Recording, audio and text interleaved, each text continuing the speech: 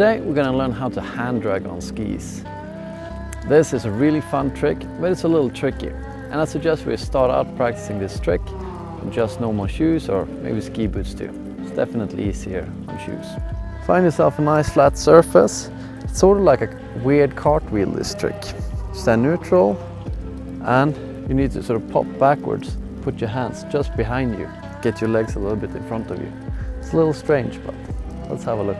To do the hand drag on flat ground, imagine yourself that you're carving to the right, wind up to the right, and then you start carving the other way, and then after you start carving, you start unwinding as well. As I pop off the ground, I look where I'm going to put down my hands, land there, and then you have to put quite a lot of force onto your hands.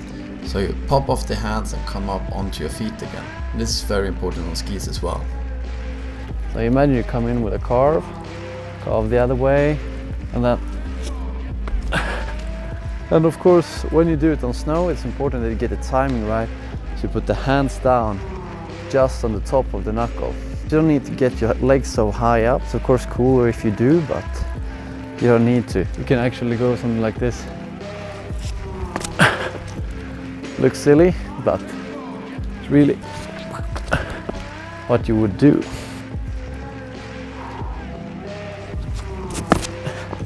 Something like that. Practice a couple of times on flat ground like this, and then let's take it to snow now.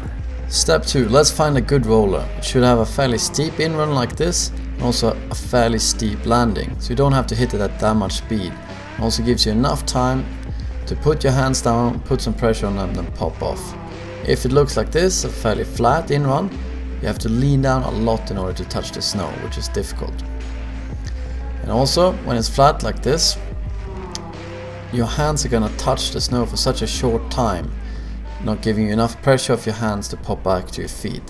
So an ideal one should look something like this and have a soft landing. Or one of these weird shaped things are pretty good to get started because you can send your skis on the side.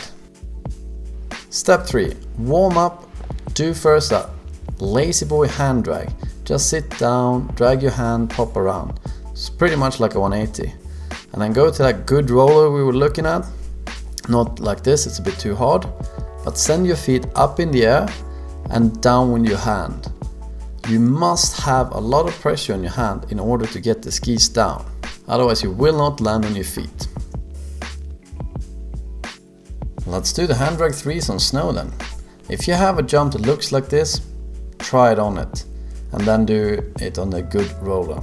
This is good because you can carve up and leave your skis on the side of the top. This makes it very easy to get the hands down. You see how the skis are on the side and the hands go down. And then try to lift the noses of the skis up, because they can get stuck. And then push up hard when you're in the push-up position, and then your leg's gonna come down, because if you don't push hard, they don't come down naturally on this trick. Now, when you hit the good roller, come in carving and come in carving pretty hard like this. It helps a lot to get the chest pointing down. As you carve, for the final carve, you have to wind up some rotation, and then you start setting it off when you're skiing straight forwards. And I pop off the ground, I send my chest downwards, and the skis I try to get in front of the hands. That's important in order to get into that sort of push-up position. Also, when I pop off, I try to time the hands so they touch just before the top of the roller. And if you use poles, point them towards the sides, but rather do not use poles. There's quite a big risk of hurting yourself.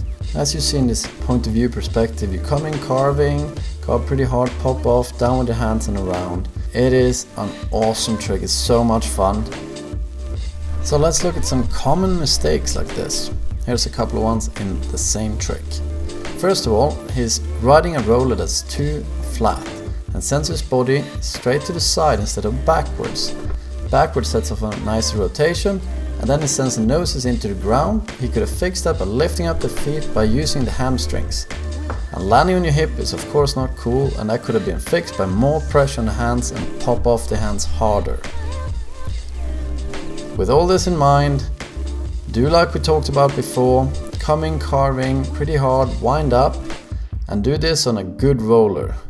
Start the rotation in the middle of the carve and send it off pretty hard, that chest down and behind your feet, and try to get the skis in front of your body so you get in that nice push-up position where you push off from the hands and then onto your feet.